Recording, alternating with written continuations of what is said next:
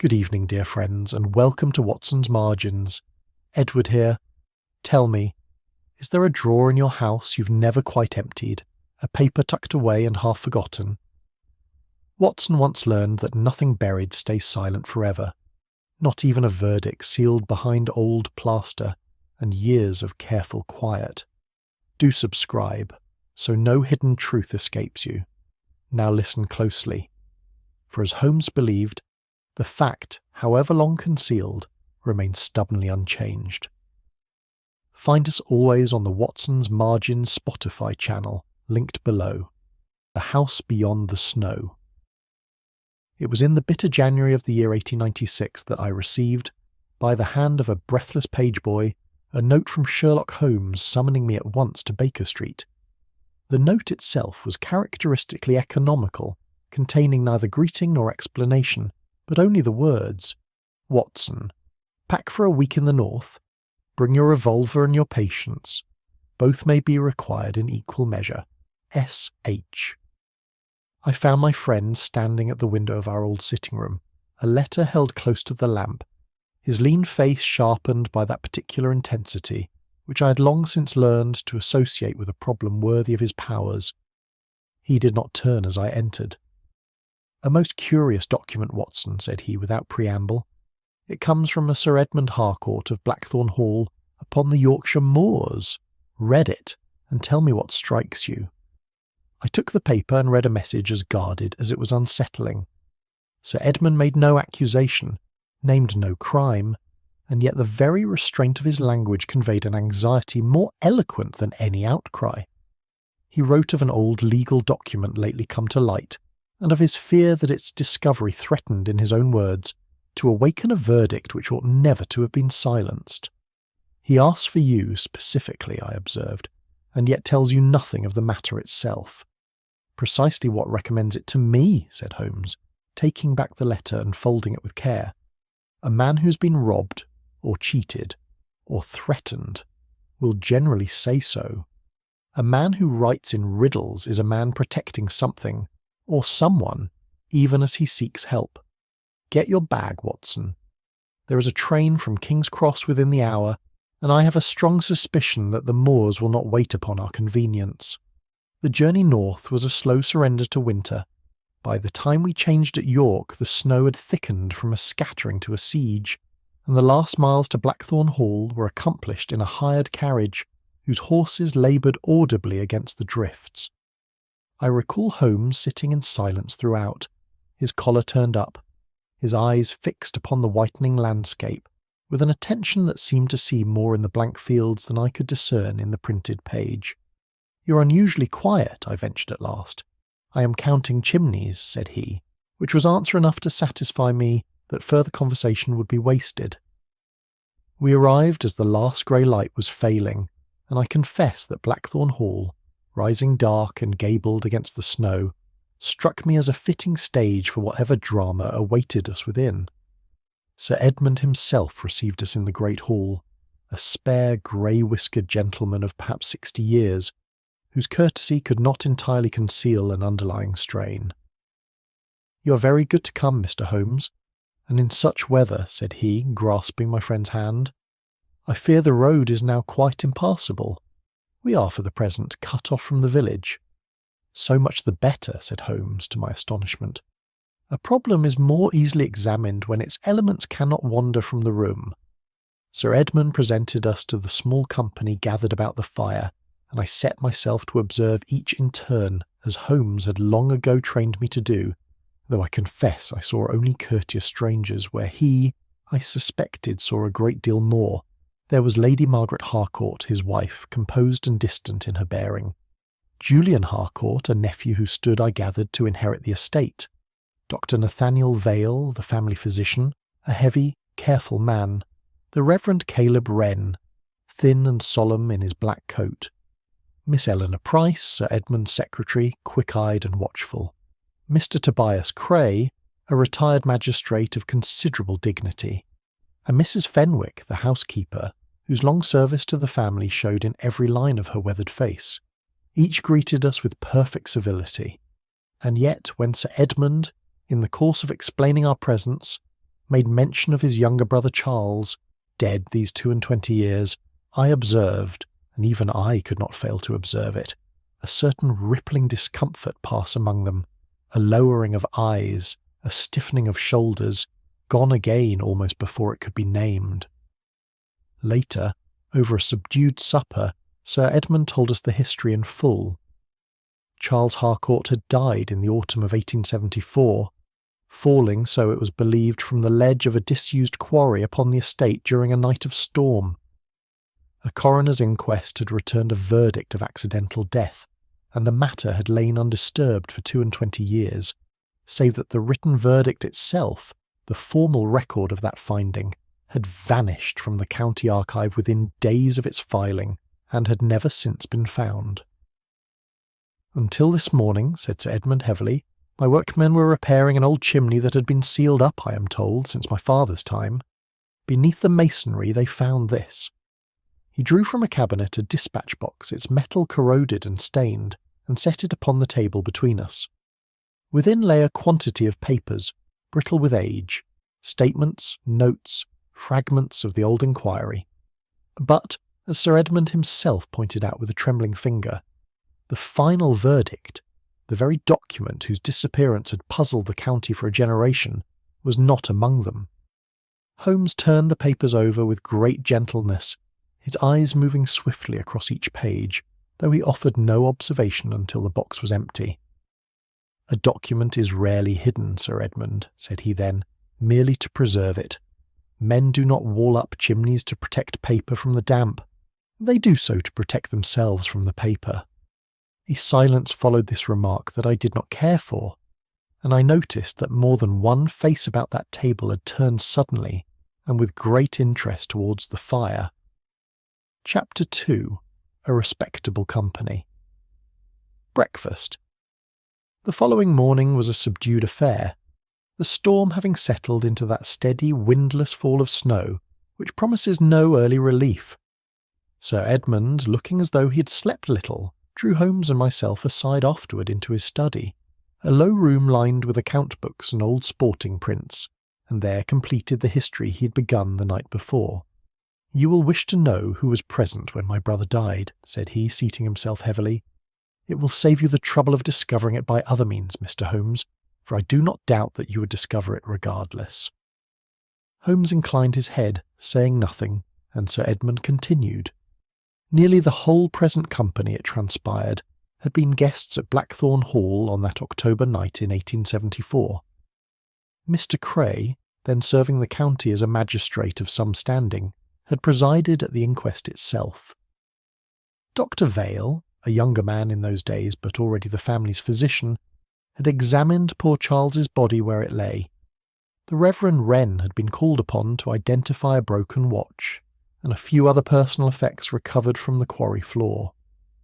Even Mrs. Fenwick, then a girl scarcely turned 20, had served as a maid in the house, and remembered the night she had told her master, as though it were yesterday, and wished she did not. "And the finding?" I asked.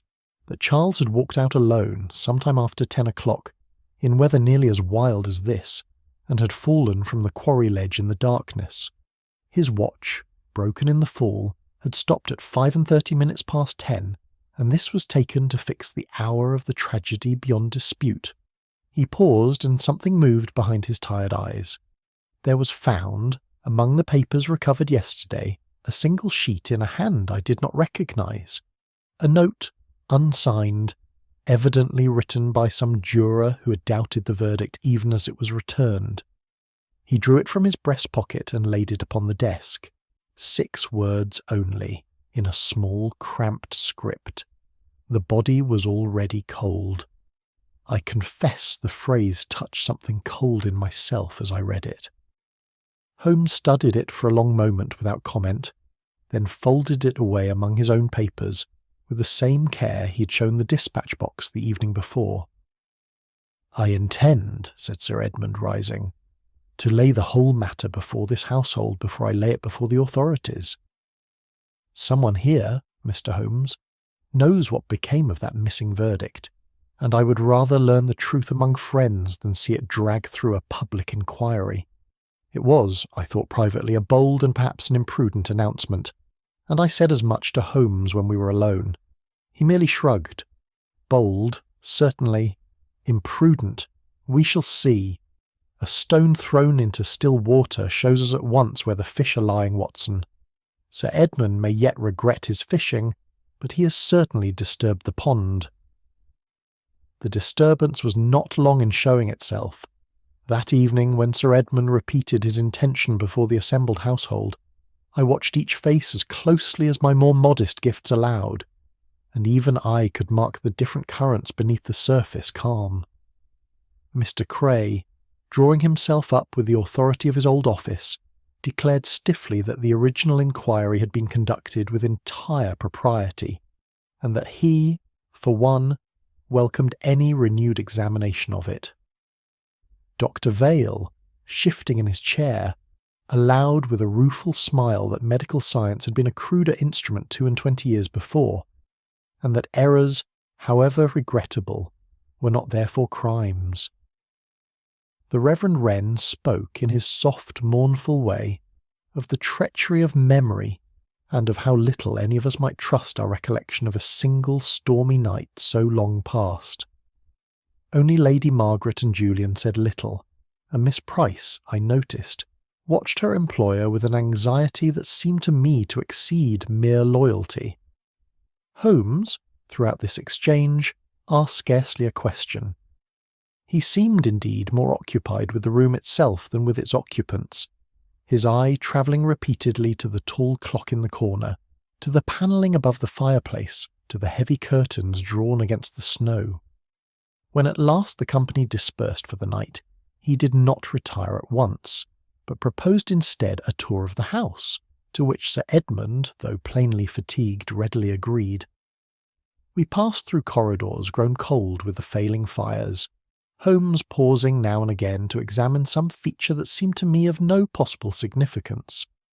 The age of a lock, the wear upon a stone step, a disused passage that ran, so Sir Edmund explained, from the library to a door giving onto the west courtyard, sealed these many years against the draught.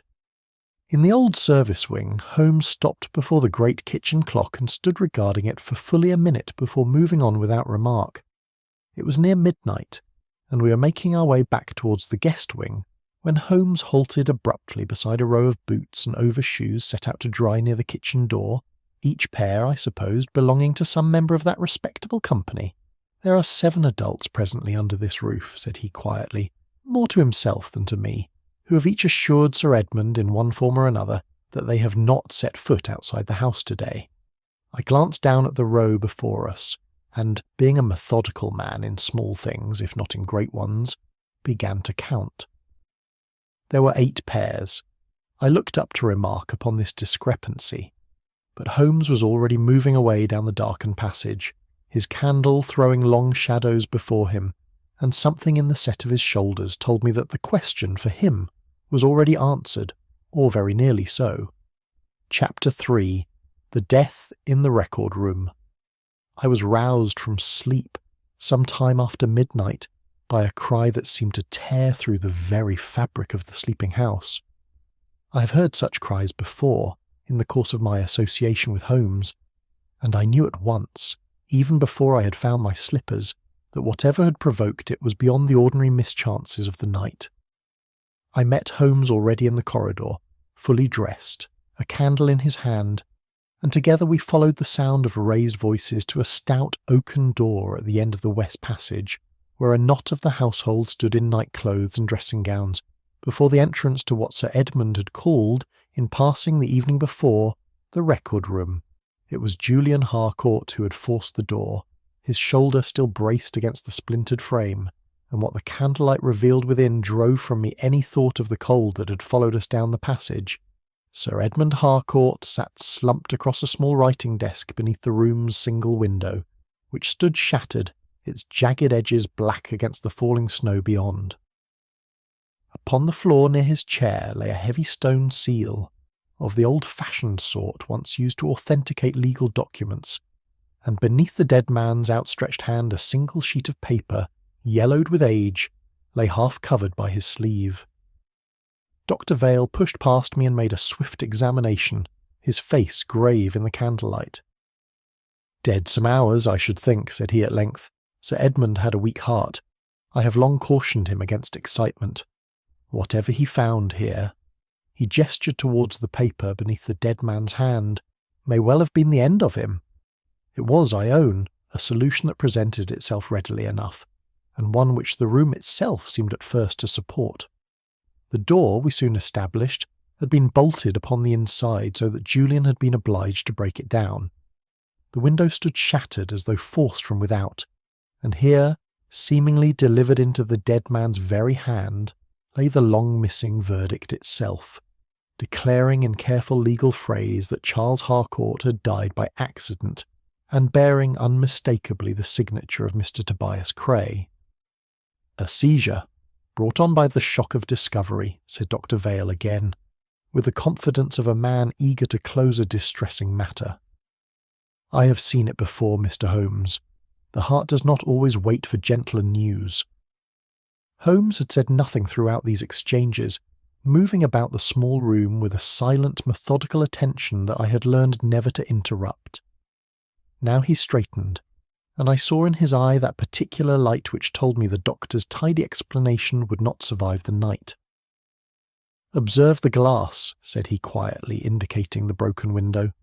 "Had this pane been forced from without, we should find its fragments scattered upon this carpet, driven inward by whatever blow shattered it. Instead, they lie yonder, in the snow beneath the sill. The glass went outward, gentlemen, which is to say, whatever broke it stood within this room." A murmur ran through the little crowd gathered at the door, but Holmes was already moving to the desk, where a single candle had burned down unevenly, its wax pulled thick upon one side and thin upon the other. "A candle burns evenly in still air," he observed, "and unevenly where a draught plays upon the flame. Yet this window was whole when the candle was lit. The wax tells us so, for it shows disturbance beginning some time before the glass was ever broken. There was then some other draught in this sealed room before ever the pane gave way."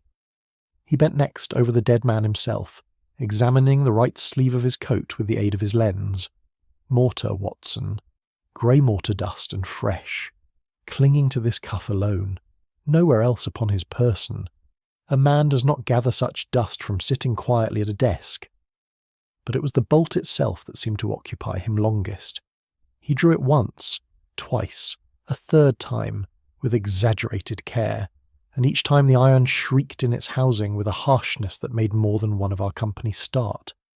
"This bolt is old and stiff, and cannot be moved without considerable noise, as you have all just heard," said Holmes, turning to face us. "Yet this room lies but a single wall from the servants' passage, where 2 of your household slept tonight with their doors ajar for the warmth of the kitchen fire below. Neither heard it drawn.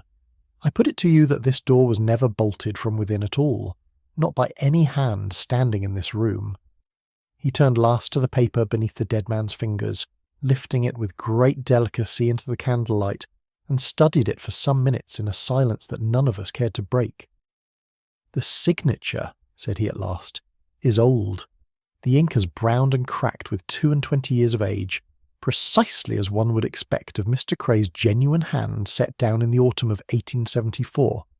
But the body of this document, the verdict itself, the very words that declare Charles Harcourt's death an accident, is written in an ink scarcely dry a fortnight." He looked up, and his grey eyes moved slowly across the pale, watching faces crowded in that broken doorway. "The signature is genuine," said Sherlock Holmes. "The verdict is not." No one spoke. Somewhere beyond the shattered window, the wind rose and fell against the old stones of Blackthorn Hall, and I do not think, in all my years beside my friend, that I have ever felt more distinctly the presence, in a quiet room, of an intelligence both patient and entirely without mercy. Chapter 4. The Impossible Window. Morning brought no thaw, only a harder, more brittle light upon the snow, and with it the household's collective insistence that no stranger could possibly have entered Blackthorn Hall in the night. The road remained buried beyond any passage.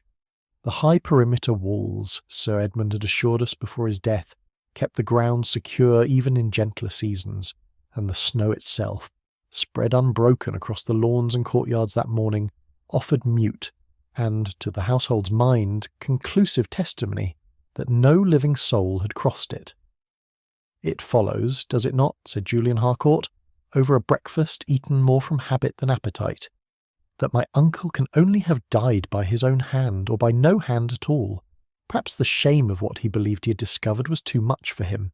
He may have forged that verdict himself, Mr. Holmes, meaning to destroy it once he had faced what it seemed to say, and the strain simply overcame him.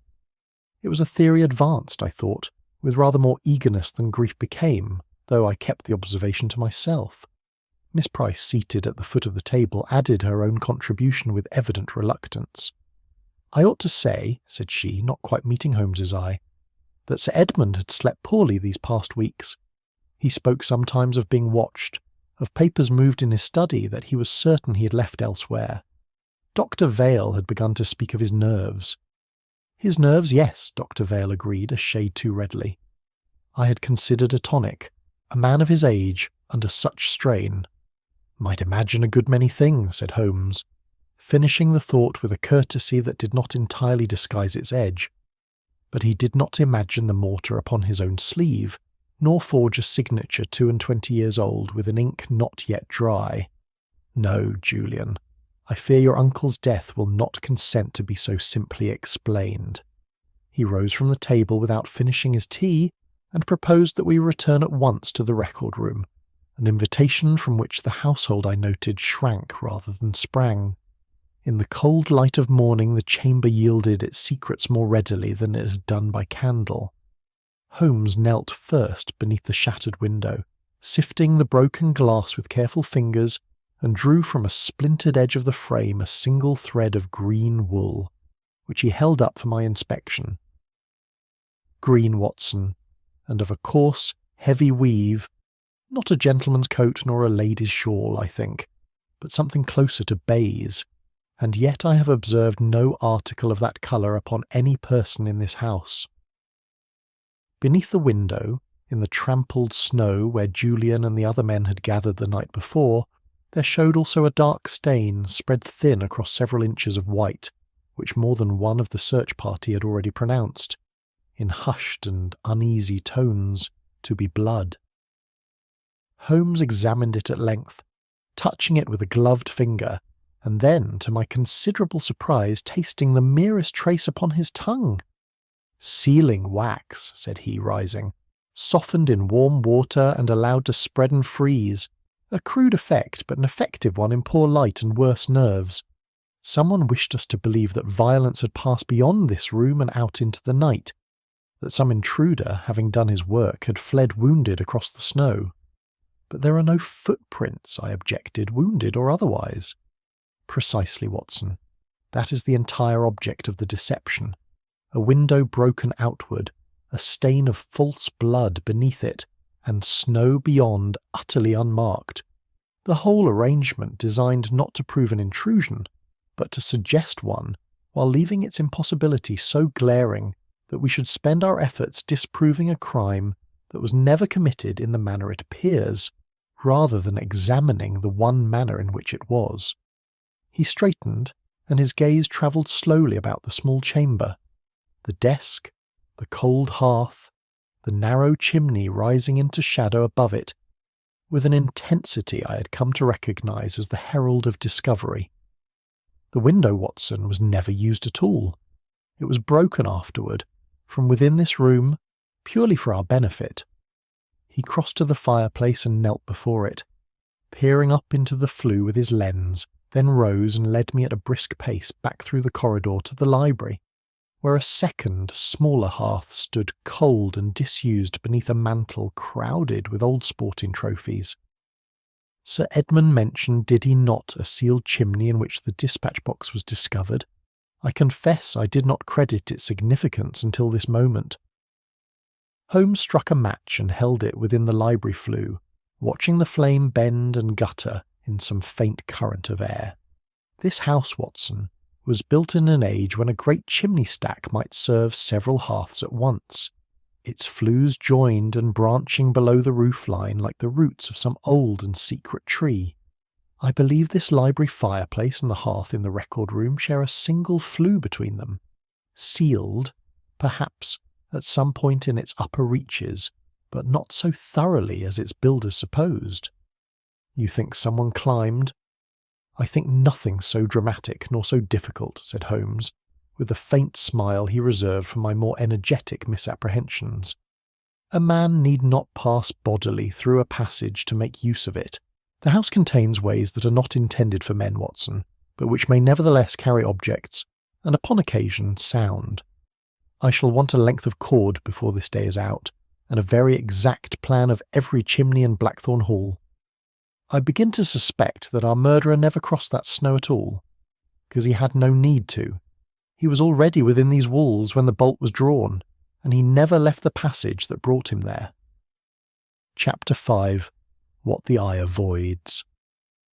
Holmes spent the better part of that afternoon in a small sitting room adjoining the library, to which he summoned one by one each member of that unhappy household. I sat somewhat apart from these interviews, in the character of an observer merely, though Holmes had bid me watch each face as closely as I was able, and mark whatever I could of hand and eye, however trivial it might appear. Mr. Cray came first, and came, I thought, prepared. He gave his account of the old inquest with the fluency of a man reciting a passage long committed to memory. The summoning of the jury, the examination of the body, the weighing of such evidence as the storm and the darkness had left behind. It was a performance of considerable legal polish, and yet I noticed, as Holmes drew the recovered verdict from among his papers and laid it upon the table between them, that Mr. Cray's eyes moved everywhere about that document save to the signature at its foot. "That is my hand," said he when Holmes pressed him upon it, "though I do not recall the wording as it stands." "You signed a great many papers in your years upon the bench, no doubt," said Holmes mildly. "I did. And yet your left hand, Mr. Cray, has trembled upon no subject we have discussed this afternoon save one." Holmes leaned forward very slightly. The hour of Charles Harcourt's death. Mr. Cray's composure did not break, but it stiffened, as ice stiffens beneath a sudden frost, and he took his leave shortly afterward with rather less fluency than he had entered. Dr. Vale followed, and proved, if anything, easier to read, though I confess it was Holmes's later commentary rather than my own eye that taught me to interpret what I had seen. The doctor insisted, as he had insisted from the first, that nothing in Charles Harcourt's condition need contradict the hour of 10:30 fixed by the broken watch. "The body cools at a rate no physician can swear to within the hour," said he, "least of all upon a night of such storm. I stand by my original finding, Mr. Holmes, as I stood by it 22 years ago." Holmes then produced the pencilled note recovered from the dispatch box, and read aloud, without preamble, the 6 words it contained. The body was already cold. Dr. Vale's hand went at once to his spectacles, removing them, polishing them upon his handkerchief with unnecessary care, and setting them once more upon his nose before he answered. "Some ignorant juror's fancy," said he. "Cold is a relative word, Mr. Holmes, and means little upon a night when the thermometer itself had fallen near to freezing." It was, on its face, a reasonable answer, delivered in a reasonable voice, and I might have thought no more of it had Holmes not remarked to me afterward, when the doctor had gone, that the gesture with the spectacles had recurred, in his observation, at every point in their conversation, where Dr. Vale prepared to offer an answer he did not himself believe. The Reverend Wren came next, and spoke, as was his habit, in the soft and measured cadences of the pulpit. He had remained, he told us, within the chapel on the night in question, occupied in prayer and in preparation for the following Sabbath, and had learned of Charles's death only the next morning. "Memory is a treacherous servant, Mr. Holmes," said he, folding his thin hands together. "I would not trust my own recollection of that night above another man's, nor set it against the sworn findings of the inquest." And yet, in the course of the same conversation, he recalled, quite without prompting, and with a precision that sat oddly beside his professed distrust of memory, that Charles Harcourt's coat had been found unbuttoned when the body was recovered from the quarry, a detail, Holmes afterward assured me, that appeared nowhere in the official record of that inquiry. "A curious thing to remember so exactly," Holmes observed, "in a matter you profess scarcely to remember at all." The Reverend's pale face coloured faintly, and he had no ready answer. Miss Price, when her turn came, proved rather more forthcoming than her elders, though I sensed in her too a caution born of long practice in Sir Edmund's confidence. She admitted upon Holmes's gentle but persistent questioning that her late employer had recently set her to comparing the handwriting in several old letters and witness statements from among the family papers. He believed one of the statements had been altered, said she, copied out afresh in a later hand and slipped into the file to replace the original. I could not tell him with certainty which, nor by whom, though I had my suspicions. And did you share those suspicions with Sir Edmund? I had not yet done so, she answered, and here, for the first time, her composure faltered, when he was killed. Julian Harcourt, questioned in his turn, admitted readily enough that he had searched a good part of the house for the missing verdict, on the frank ground that its contents might materially affect his own inheritance. He denied, with somewhat more heat than the denial required, having entered the record room upon the night of his uncle's death. I was abed, like any Christian man, until I heard him found, said he. Holmes said nothing at the time, but I saw his glance fall, brief and precise, upon the young man's hands as he spoke, and it was only afterward, walking with me in the cold gallery above the hall, that he remarked upon what he had seen, a faint grey trace of mortar dust, scarcely visible, lodged beneath one fingernail. Last of all came Mrs. Fenwick, who answered every question put to her with a brevity that bordered upon silence, offering nothing that we had not already gathered from others. Yet when Holmes, almost in passing, spoke the single word quarry, I observed that the old housekeeper's eyes did not go, as one might expect, to the window and the white moor beyond it, but turned instead, swift and involuntary, towards the dark mouth of the old service corridor. She knows something of that passage, said Holmes to me afterward, as we sat alone before the library fire, that she does not know how to tell us, and I begin to suspect, Watson, that before this business is done, that corridor will have a great deal more to say than any of its living witnesses. Chapter 6. The Missing Half Hour. I woke the next morning to find Holmes already at work in the library, the great table before him spread with such an assortment of papers, diagrams, and borrowed almanacs as would have persuaded a stranger that he had stumbled upon the study of some eccentric scholar, rather than the scene of a criminal inquiry.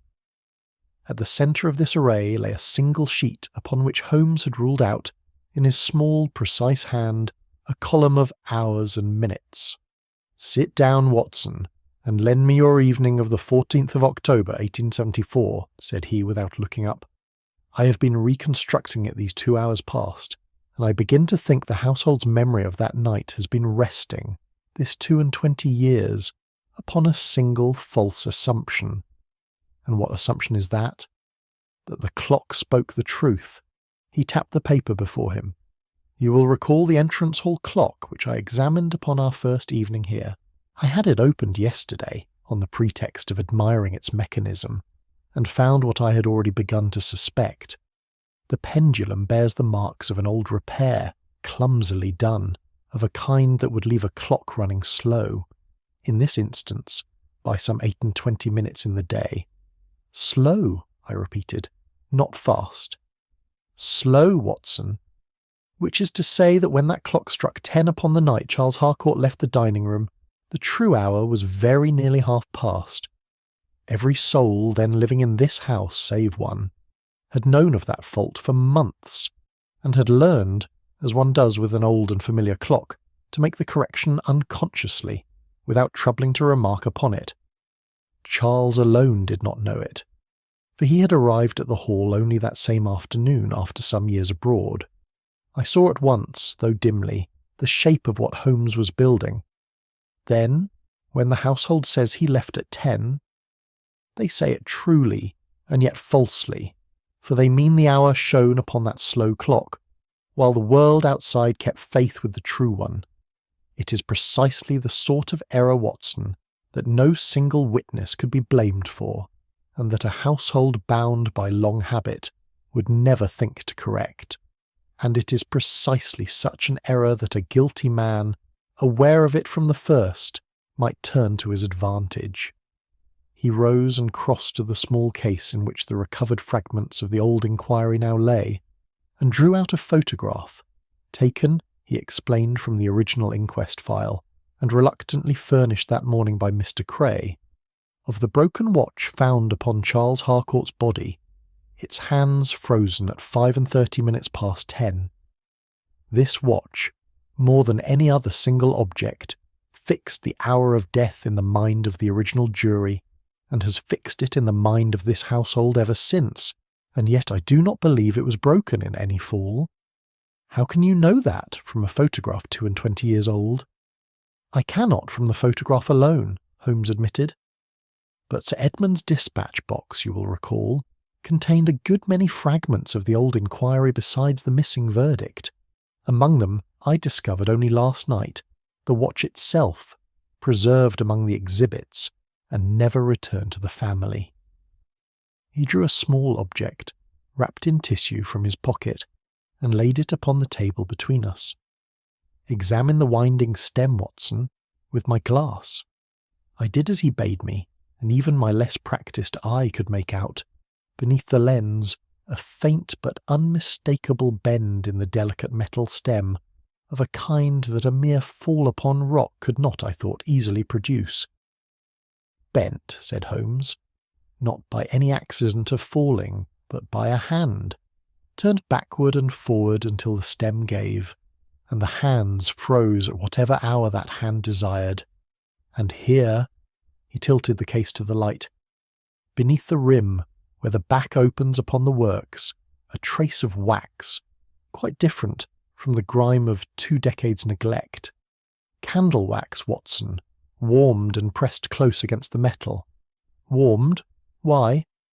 Because a watch stopped by force alone will often show to a careful eye some sign of the violence that stopped it, a scratch, a dent, a jarring of the inner works quite unlike the gentler damage of a fall.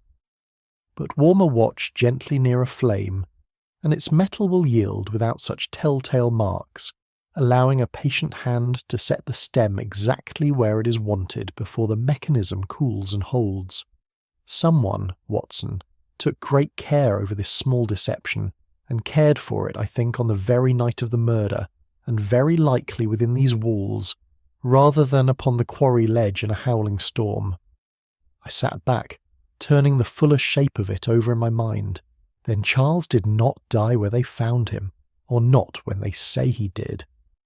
I believe, said Holmes slowly, that Charles Harcourt died a good deal earlier than 10:30 that night, and that his body was carried to the quarry only afterward, under cover of the very storm that was later blamed for his fall. It is not a thing one man could easily accomplish alone, Watson. The moving of a body across 1/2 mile of broken ground, the arranging of a scene convincing enough to satisfy an inquest. It required hands, and it required silence afterward from more than one witness. Then we are looking, I said slowly, not for a single murderer, but for a conspiracy of silence. Just so. And conspiracies, Watson, are rarely built upon a single motive. One among them, I think, feared scandal above all things. Another feared the law itself, and the ruin it might bring upon a respectable name. A third, I suspect, thought chiefly of an inheritance that a scandal might imperil. And a fourth, the most dangerous of the four, though perhaps the least guilty in his own conscience, believed in some twisted fashion that his silence served justice rather than defied it. He gathered his papers together with sudden decision. The old inquest, Watson, did not merely arrive at a false conclusion by misfortune or carelessness.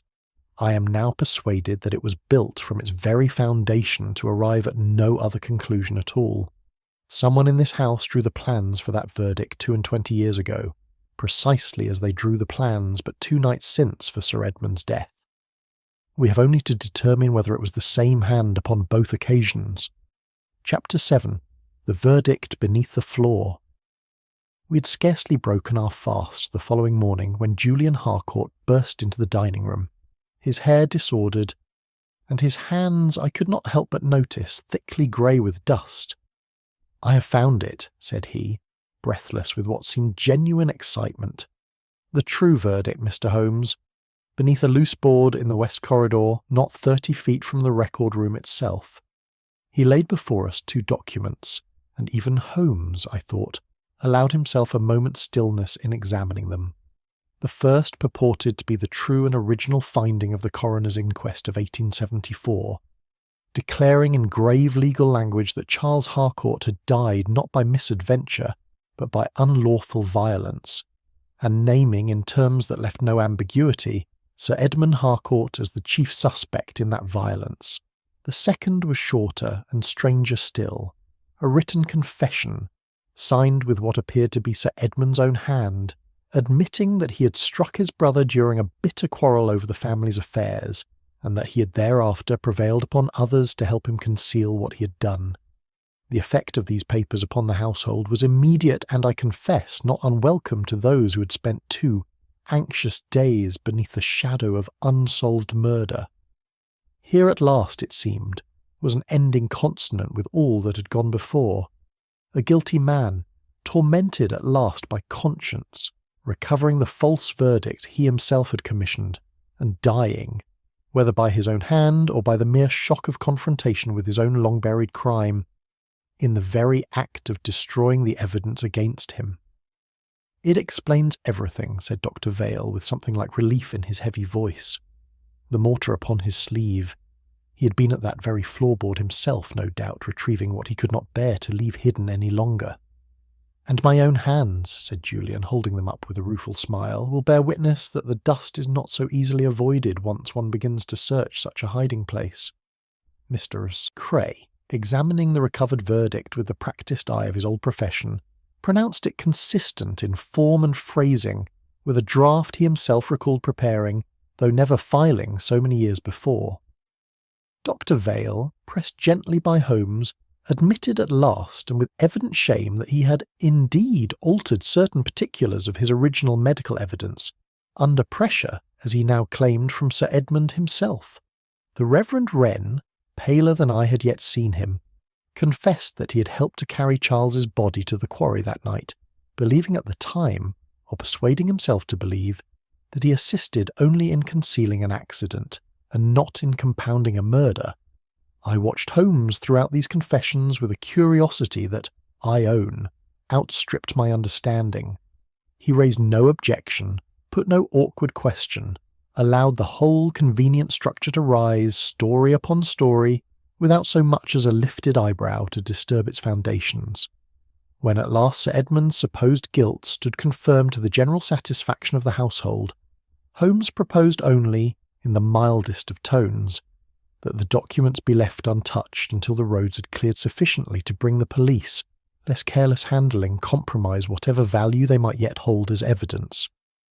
It was a suggestion so reasonable and so readily agreed to, that I thought no more of it until that night, when Holmes and I sat alone once more before the library fire, and I remarked, not without some relief of my own, that the wretched business seemed at last to have found its resolution.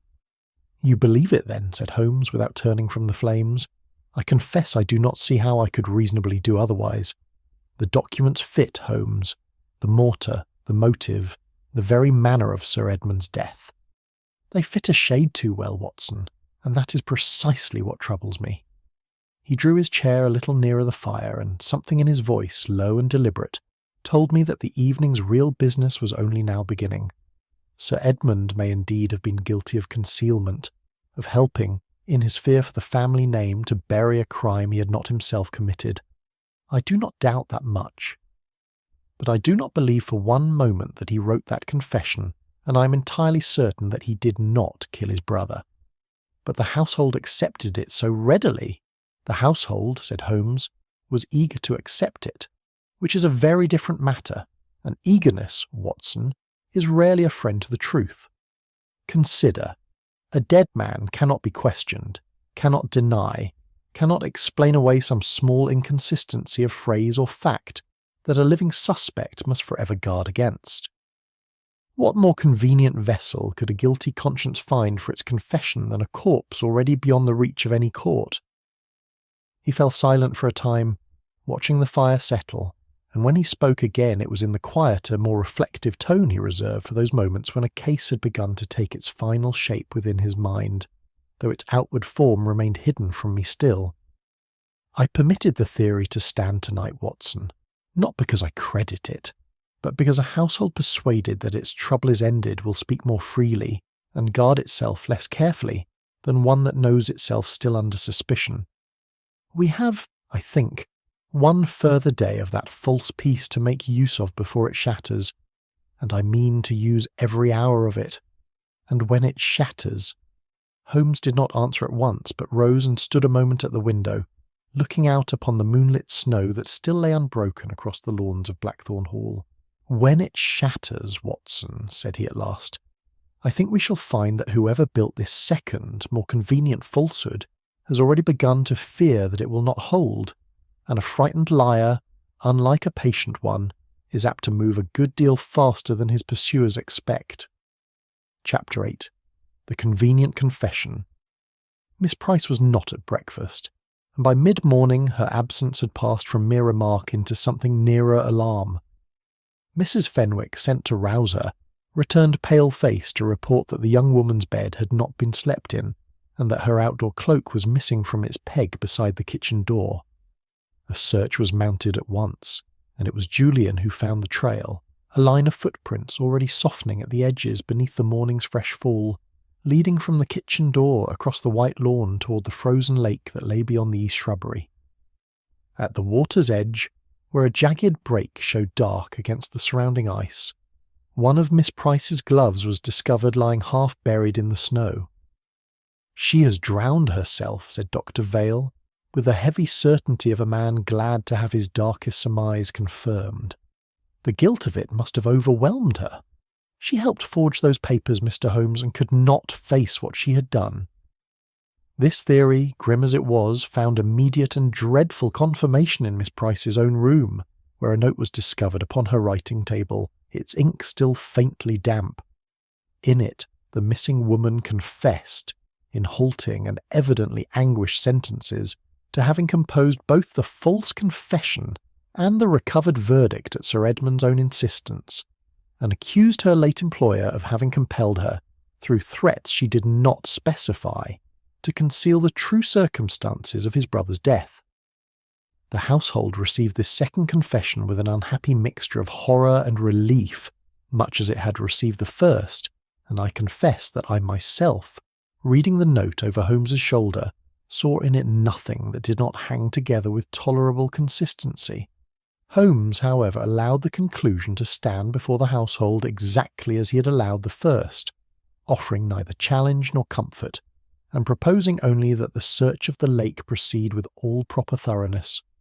It was not until the search party, Julian, 2 grooms, and a length of rope, had returned empty-handed from an hour's grim work along the broken ice, that he drew me aside to examine, at his own more leisurely pace, the footprints leading from the kitchen door. "Kneel here, Watson, and tell me what you observe of these." I did as he asked, and studied the frozen impressions with what care I could muster. "They lead from the house to the lake," said I. "What more is there to see?" "Look at the depth of them," said Holmes, "and compare the toe with the heel." I looked again, and saw now what my first hurried glance had missed.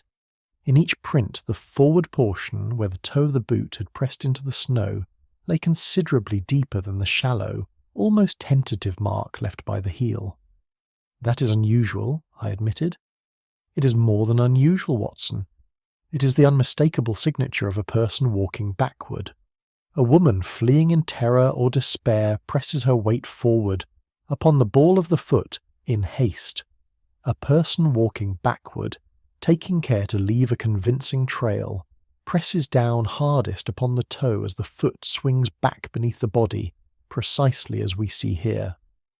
These prints were made, I am nearly certain, by someone wearing Miss Price's own boots, walking away from the lake toward the house while facing the house itself, not fleeing from it toward the water at all.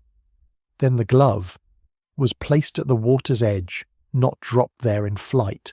You will notice it lies too neatly upon the surface, its fingers arranged rather than fallen. He rose, brushing the snow from his knees, and led me back toward the house, at a pace that told me his mind had already outrun his feet. And the note, Watson, troubles me more than either. Miss Price, as her employer's secretary, would surely have written upon her own machine. Kept, I noted during our tour of the house, in the small office beside the library. Yet this note bears every mark of having been typed upon Sir Edmund's own machine in his study. The letter E strikes clean and sharp upon the page.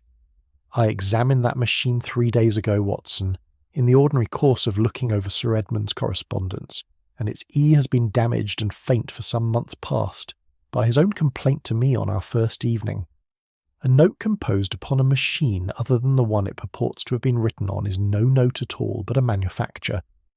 It was this last discovery, more than any other, that sent Holmes upon a swift and systematic search of the house's less frequented quarters, the old servants' wing above the kitchens, long since given over to storage and disuse. It was there, behind a false panel at the rear of a disused wardrobe, that we found Miss Price at last, insensible, her breathing shallow but alive, and bearing upon her lips the faint bitter trace of some sedative draught. Dr. Vale, summoned in haste, pronounced her likely to recover within the day, though he could offer no ready explanation for how she came to be drugged, nor by whom, beyond a shaken assurance that no such preparation had come from his own dispensary. Holmes, watching the unconscious woman carried at last to warmth and safety, wore an expression graver than any I had yet seen upon him in the course of that unhappy case. The false confession, the staged flight, the drowning that was never meant to be found, all of it, Watson, built toward a single end, to fasten this whole conspiracy upon a woman who could neither defend herself nor be questioned to contradict it, precisely as the dead Sir Edmund was made to bear the earlier confession he never wrote. Then our murderer is growing desperate. He is growing careful, Watson, which is a more dangerous thing by far. I begin to understand that he is no longer merely concealing what happened 22 years ago. He is now labouring, with considerable skill, to control the very shape in which that old truth will finally be permitted to emerge, offering us convenient guilt parcel by parcel, in the hope that we shall accept the first parcel that fits, and look no further for the hand that wrapped it. Chapter 9. The Road Through the House. By late afternoon, Holmes had assembled the entire household in the great hall, before a fire that did little to warm a gathering, already chilled by 2 days of death and half-discovered falsehood. Miss Price, though pale and still unsteady, insisted upon being present, wrapped in blankets in a chair near the hearth, and I confess I was glad of it, for I sensed that Holmes intended, before the hour was out, to clear her name as thoroughly as he had once permitted it to be clouded. He began, as was his custom, not with an accusation, but with a narrative, quiet, measured, and delivered in a tone that seemed at first almost gentle, though I had learned to recognise the steel beneath it. "We must return," said he, "to the 14th of October, 1874, and to a young man newly arrived from years abroad, who discovered upon his return that a valuable mineral lease belonging to him had somehow passed, through certain alterations to the estate's land records, into the possession of his elder brother. He turned his gaze not unkindly upon Mr. Cray. You served this family in a double capacity in those years, did you not? As solicitor to the estate, and as a magistrate of the county besides. It was in the former office that the transfer was made, and it was your hand, I believe, that made it." Mr. Cray said nothing, but his face had gone the colour of old paper. "Charles Harcourt discovered the fraud," Holmes continued, "and intended to expose it. On the night of his death, he confronted you in the old service corridor, the very passage, I think, that runs from the library toward the west courtyard, and which I examined upon our first evening in this house. A struggle followed. You struck him, in anger or in panic, with the stone inquest seal that you had carried, perhaps, for some other purpose that night, and he died where he fell, almost at once. "This is conjecture," said Mr. Cray, though his voice had lost much of its former authority. "It is conjecture built upon a scaffold of very solid fact, which I shall come to," said Holmes, unmoved. "Sir Edmund discovered his brother's body shortly afterward. He was, I believe, an honestly frightened man rather than a guilty one, fearing above all the ruin of his family's name, and fearing too, quite wrongly, that suspicion would fall upon himself rather than upon you. In that fear he agreed to help conceal what had happened. Dr. Vale altered his account of the time of death. Reverend Wren helped carry the body to the quarry, under cover of a storm convenient enough to explain a fall from its ledge. And Mrs. Fenwick," his eyes moved to the housekeeper who sat very still by the fire, "set back the hands of the entrance hall clock, so that the household's account of the hour might match the full story already agreed upon, though I think she has regretted that small service every year since." The old woman said nothing, but a single tear traced its way down her weathered cheek, and she did not look up. "You then conducted, Mr. Cray, the very inquest into a death you yourself had caused," Holmes went on, his voice hardening by degrees. "The original verdict, the true one, named death by violence. You removed it from the record and buried the remaining papers within the sealed chimney, where they lay undisturbed for 22 years. But you kept your own genuine signature, set upon a blank sheet against some future need, and it was that same signature you used, only days ago, to manufacture the false accidental verdict that Sir Edmund's workmen were meant to find, and did find. And why, I could not help asking, would he trouble to manufacture such a thing after so many years of safety?" "Because Sir Edmund had begun at last to suspect the truth," said Holmes, "and had summoned me to this house in consequence. Mr. Cray could not risk what a careful examination might uncover, and so he attempted to close the matter himself by supplying a false verdict, convenient enough to satisfy Sir Edmund's doubts, without exposing his own guilt. When that stratagem threatened to fail, when Sir Edmund pressed further, or perhaps confronted him directly, Cray killed him, exactly as he had killed Charles 22 years before.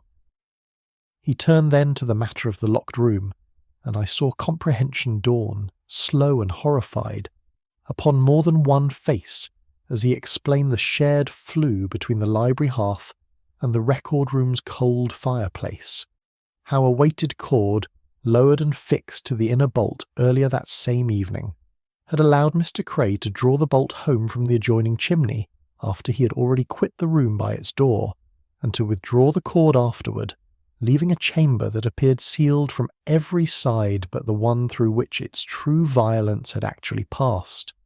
The mortar upon Sir Edmund's sleeve came from his own struggle near that hearth, as he fought, I think, for his life against a man he had trusted for 22 years. The green wool caught upon the broken glass came not from any garment, but from the baize lining of your own old document case, Mr. Cray, in which you had wrapped the stone seal to muffle the sound of the blow before you used it a second time, and which tore as you staged the window afterward to suggest an intruder who never existed. Julian stirred uneasily. "And the mortar beneath my own nails, Mr. Holmes." "Was transferred there quite deliberately, Julian, by a hand that knew you would shortly discover the floorboard beneath which a second, far more convenient falsehood had been prepared. The false confession attributed to your late uncle." Holmes's eyes returned cold now to Mr. Cray. It was a clever document, but it carried one fatal error. It referred to the entrance hall clock striking 10 as the hour of Charles's departure, a detail known accurately only to those who had themselves helped construct the original false timeline 22 years before. No innocent forger, working from the public record alone, could have known that the clock was slow that night, nor troubled to include so small and telling a detail. Only the man who built the first lie could have built the second so faithfully upon it. Mr. Cray's composure, held so carefully through every prior thrust, broke at last into something nearer despair than defiance, and he began, in a low and rapid voice, to deny what no one in that firelit hall any longer believed. It was Mrs. Fenwick who ended it. Rising from her chair with a slow dignity that silenced even Cray's protests, she drew from within the folds of her dress a small yellowed fragment of paper, worn soft with 22 years of careful hiding, and laid it upon the table before Holmes. "I kept this," said she quietly, "though God forgive me for my silence all these years. It says Master Charles died before 10 o'clock, before he was ever seen to leave this house at all." Chapter 10. The Thaw. The storm broke in the night, as storms upon the moor so often do, all at once and without ceremony, and I woke to a stillness so complete after 2 days of wind that I lay some minutes in my bed merely listening to it before I understood its cause. By the time I came down, a pale and watery sun had climbed above the eastern hills, and from my window I could see, far off along the valley, the dark line of men and carts already labouring to clear the buried road. Inspector Lestrade arrived a little before noon, having ridden the last mile on a borrowed horse when the carriage road proved still too treacherous for wheels, and I do not think I have ever seen that worthy officer's sharp features express quite such open astonishment as when Holmes laid before him, in the space of perhaps 20 minutes, a case that had defeated an entire county's inquiry for 22 years. "Well, Mr. Holmes," said he, when the telling was done, and Mr. Cray had been led away between 2 constables to whatever carriage might be found to bear him back through the thaw, "I've known you to work fast before, but never, I think, quite so fast as this, nor upon quite so old a trail." "The trail was not so cold as it appeared, Lestrade," said Holmes. "It had merely been very carefully covered. No formal charge, I should record, was brought that day, nor in the weeks that followed, against the Reverend Wren, or against Dr. Vale, or against poor Mrs. Fenwick for their part in concealing a death which none of them, whatever their later silence, had caused. Holmes observed, when I raised the question with him privately, that the law would determine in its own time what measure of responsibility each must bear, but that 22 years of guarded silence, and the manner in which each had flinched from every mention of that October night, had already exacted from them a punishment that no court, he thought, could greatly improve upon.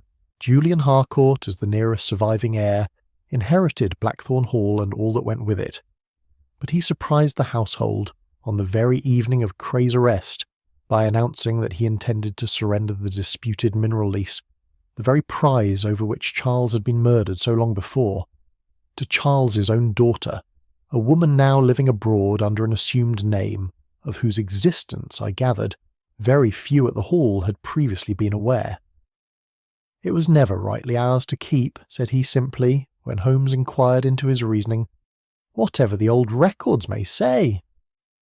Miss Price, recovering steadily under Dr. Vale's now unclouded care, agreed before our departure to assist the authorities in setting the surviving documents of the case in proper order, a task, I thought, that she alone among the household approached with something like relief, as though the sorting of old papers might yet restore some portion of the trust that had been so cruelly used against her. It was on our final evening at Blackthorn Hall, as we sat once more before the library fire awaiting word that the road was fit for our carriage, that I put to Holmes a question that had troubled me since the affair of the false confessions. "Why did you allow those theories to stand unchallenged, Holmes, even when you knew them false? You might have spared Miss Price 2 days of danger, and this household 2 days of needless grief, by speaking sooner." Holmes considered the question for some time before answering, his eyes upon the fire. "A premature contradiction, Watson, merely teaches a liar to improve his lie," said he at last. "Had I challenged the first false confession the moment I doubted it, our murderer would have understood at once that his methods, however clever, had failed to deceive me, and he would have turned his ingenuity at once towards some fresh concealment, perhaps one I should not have unravelled so easily nor so soon. Confidence, Watson, is very often more revealing than fear. A man who believes his deception complete grows careless in a manner that a frightened man never does. He begins, sooner or later, to explain what no innocent man could ever have known, as Cray did in the end, with a single clock that only the guilty remembered as slow.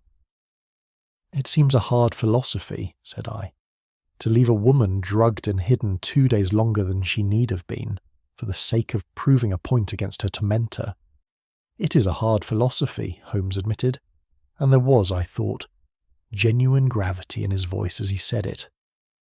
I do not pretend otherwise, Watson, nor would I employ it where I believed a life hung in the balance from 1 hour to the next.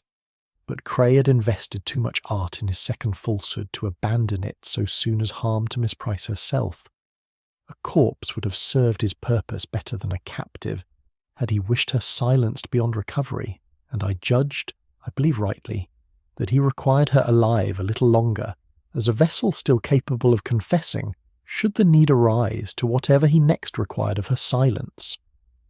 I said nothing further, though I confess the reasoning however sound sat less easily with me than Holmes's usual certainties were wont to do.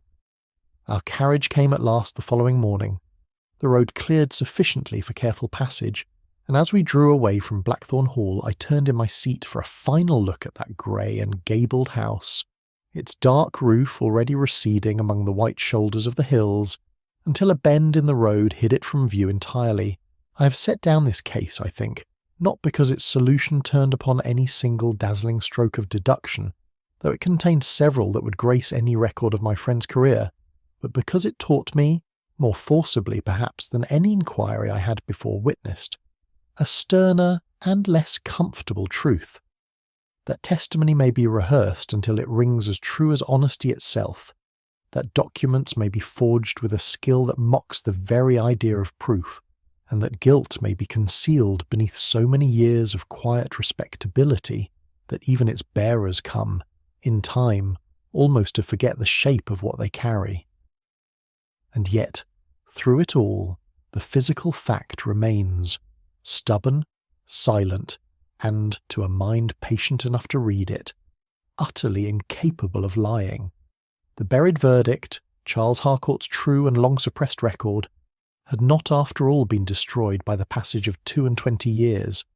It had survived, faithfully if invisibly, in a clock that ran slow, in dust beneath a fingernail, in footprints that pressed too deep at the toe, and in the small involuntary movements of men and women who dared not look directly at the truth they had sworn so long before to bury.